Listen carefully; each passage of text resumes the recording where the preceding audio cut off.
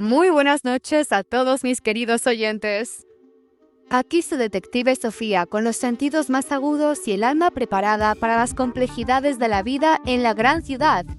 Esta noche nos adentraremos en un misterio que es tan vasto y desolador como las calles vacías a altas horas de la madrugada. Como siempre, si mis relatos les acompañan en la noche, no olviden darle a me gusta a este video y, por supuesto, suscribirse a nuestro canal para que nuestra comunidad de buscadores de la verdad siga creciendo. Su apoyo es la luz que disipa las sombras de la incertidumbre. ¿Cómo les ha tratado este día, mis amigos y amigas? Espero que hayan sentido la calidez de un hogar seguro, porque el caso que les traigo hoy es sobre una desaparición. Una pequeña vida que se desvaneció en el bullicio indiferente de la metrópolis. La llamada llegó en plena noche, una voz femenina, joven y desbordada por el pánico. Era la señora Ana, una mujer de unos 30 y tantos, con el rostro marcado por la angustia. Me pedía que fuera de inmediato a su apartamento, un lugar modesto en un edificio antiguo, en el corazón de una de las zonas más concurridas de la ciudad. Su hija, una niña de solo 7 años, llamada Sofía como yo, había desaparecido. Al llegar al apartamento, el caos reinaba. Juguetes esparcidos por el suelo, una taza de leche a medio beber en la mesa de la cocina. El señor Carlos, el marido de Ana, un hombre corpulento y con los puños apretados de impotencia, deambulaba por la sala. «Desapareció», repetía Ana, con lágrimas que le surcaban el rostro. Estaba jugando en su habitación. Salí un momento a la cocina y cuando volví, ya no estaba. No había signos de forcejeo, ni ventanas rotas, ni cerraduras forzadas. La niña simplemente se había esfumado. La policía ya había sido alertada, pero su enfoque era el habitual: fuga, secuestro, un accidente. Mi instinto, sin embargo, me decía que este era un caso mucho más íntimo, un misterio tejido con los hilos invisibles de un secreto familiar. Los padres se mostraban demasiado nerviosos. Sus historias eran demasiado perfectas, casi ensayadas. Me miraban con una mezcla de desesperación y algo más, algo que no podía descifrar, como un velo de niebla que cubría sus ojos. Mi investigación comenzó en el apartamento. Mientras los padres se culpaban mutuamente por el descuido, noté un detalle. En la mesita de noche de la pequeña Sofía, bajo un libro de cuentos de hadas, encontré un dibujo. No era un dibujo infantil cualquiera. Era un dibujo de una casa diferente a la que vivían, con un jardín grande y un columpio. Y al lado de la casa, una mujer con el cabello largo y un vestido floreado, y un hombre con un sombrero de paja. Abajo, en la esquina, unas letras garabateadas: casa de abuela y abuelo. Pero Ana y Carlos habían afirmado que los abuelos de la niña vivían en otra ciudad y que la niña rara vez los visitaba. Este detalle no encajaba con su historia. Mi sospecha creció. ¿Por qué mentirían sobre algo tan simple como la casa de los abuelos? Comencé a indagar en el pasado de la familia. Descubrí que Ana y Carlos se habían mudado a la ciudad hace poco más de un año, dejando su pueblo natal de forma precipitada y sin dar muchas explicaciones a sus antiguos vecinos. En el pueblo, la gente murmuraba sobre un accidente que había involucrado a Ana años atrás y que había dejado una mancha oscura en su reputación. El rastro de la niña me llevó a una parada de autobús cercana.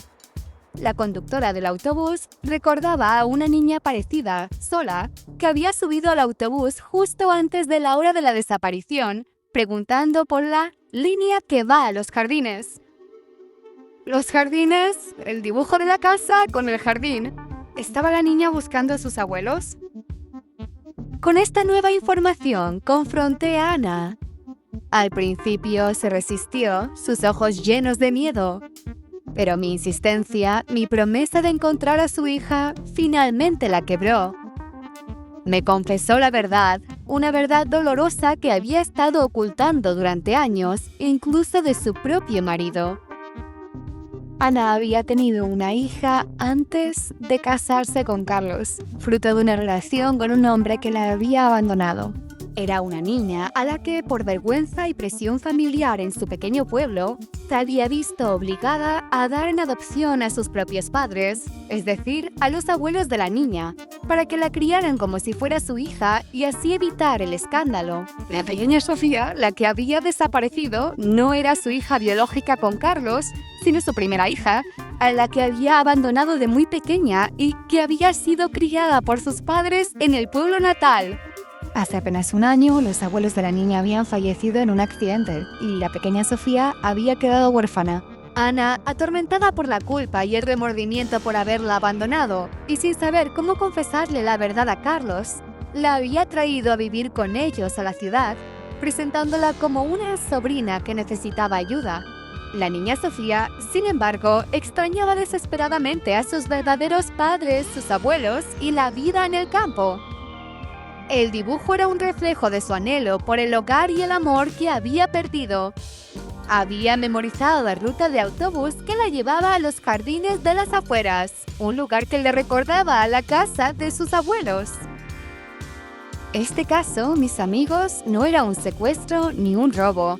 Era un caso de culpa, de arrepentimiento y de una niña que buscaba su verdadero hogar y su pasado. La pequeña Sofía no estaba perdida, sino que en su inocencia había intentado encontrar el camino de regreso a lo que ella consideraba su familia, su refugio. Rápidamente seguí el rastro del autobús y con la ayuda de la policía localicé a la niña. Estaba en los jardines de las afueras, sentada bajo un gran árbol, con la muñeca de trapo en la mano, esperando. Sus ojos, aunque asustados, revelaban una profunda soledad. Reuní a Ana y Carlos con la niña. La verdad salió a la luz en medio de lágrimas y abrazos. Carlos, aunque sorprendido y dolido por la mentira de Ana, comprendió la profunda angustia de su esposa y la inocencia de la niña. Por primera vez, Ana pudo confesar toda su historia, su dolor, su remordimiento. Y la pequeña Sofía, en los brazos de quien ahora sabía que era su madre biológica, y de Carlos, quien se comprometió a ser su padre, encontró un nuevo tipo de hogar. Un hogar construido sobre la verdad y la aceptación, no sobre secretos. Este caso me enseñó que la verdad, por muy dolorosa que sea, es la única base sólida para construir cualquier relación, cualquier familia. Que la culpa y los secretos pueden perseguirnos como fantasmas, distorsionando la realidad y alejándonos de quienes amamos. Y que la soledad en una ciudad llena de gente puede ser el grito más desgarrador de un alma que busca su lugar en el mundo. Mi trabajo como detective, en estos casos, no es solo encontrar a los desaparecidos, sino ayudar a las personas a reunirse con su propia verdad y a sanar las heridas del pasado. Así que, mis amigos, la próxima vez que vean a alguien en apuros o sientan que un secreto los persigue, recuerden la historia de la pequeña Sofía.